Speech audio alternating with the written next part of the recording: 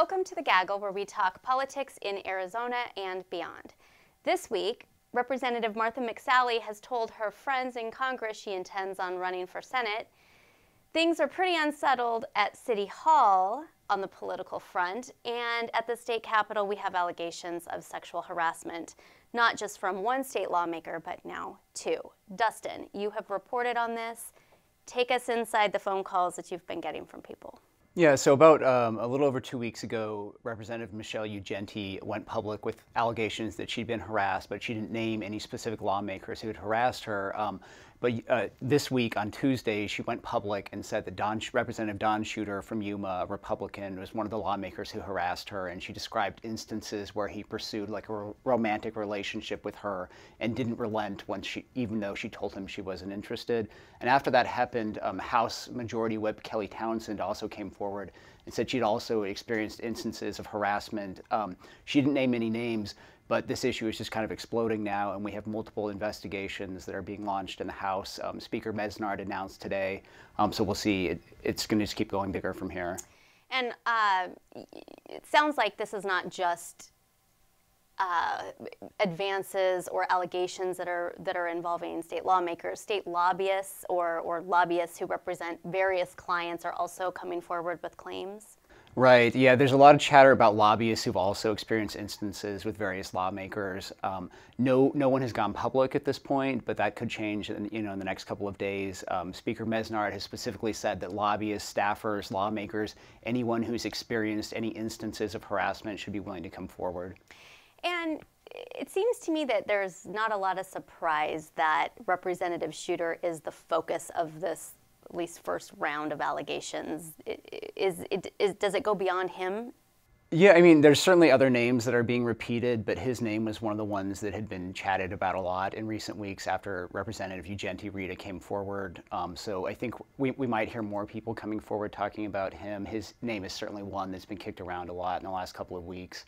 And how has he responded to the allegations? So that's one of the most interesting parts. Initially, he was apologized and said that he was sorry if he'd said any insensitive comments, and then he retracted that apology a couple hours later, Tuesday night, after he said he'd seen the details of what Michelle Ugenti had accused him of, and then in that retraction, he just went full in, accusing her of having an extramarital relationship with a staffer at the Capitol, and said that basically that she's had a history of inappropriate behavior at the Capitol. Well, this is one way to head into a legislative session, and we are heading into a Senate race. Martha McSally has told her friends in Congress that she is going to run. Her name has long been rumored for something bigger than the office she occupies. Tell us about it. Yeah, so Martha McSally has told her Republican colleagues in the House that she is going to enter the Senate race. I must say that she has not confirmed that with us, but she has also not denied it either. So this is something that was expected in many ways after Jeff Flake announced that he would not seek another term in the Senate. There was some concern that Republicans lacked a sort of establishment candidate and an alternative to Kelly Ward. And she is at least one person who's jumping in the race, and now it remains to be seen whether others will follow suit. Well, with that race unsettled, we have another race unsettled. Things are affecting City Hall. Jessica, when is Greg Stanton resigning?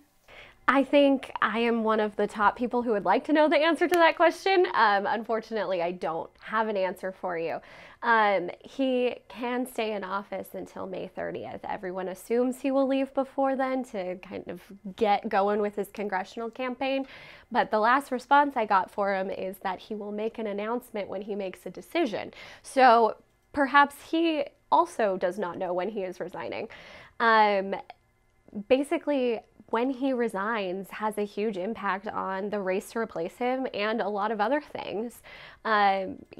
Depending on when he resigns, the date of the election will change, which might not seem like a huge deal, but to those of us who follow politics, I mean, timing of an election is everything, and it can definitely impact the course of that race. Who benefits the longer he holds on? Is there any specific candidate that would be beneficial to? I think if he resigns after January 4th, but before April 20th. That means we'll have an August election. I think that would be the best bet for a Republican candidate. We don't have one of those yet, and it is important to mention that this mayoral election is nonpartisan, but, you know, of course we all know that politics always comes into play. But I think that would be the best chance for a Republican. I would expect in the next couple of weeks we'll hear about one jumping in. All right, well, we'll keep watching your coverage. Dustin, what's the one thing you can't let go of? I'm going to follow these sexual harassment allegations, see where these investigations go. Ron? The congressional district that Martha McSally is vacating creates a real jump ball for Republican candidates there now. And Jessica? Stanton's resignation. I can't let go of Doug Ducey basically releasing his State of the State address one story at a time. It's clear where his priorities lie, and I think we're getting a real good sense of what he'll be laying out in January. So thank you for joining us, and see you next week.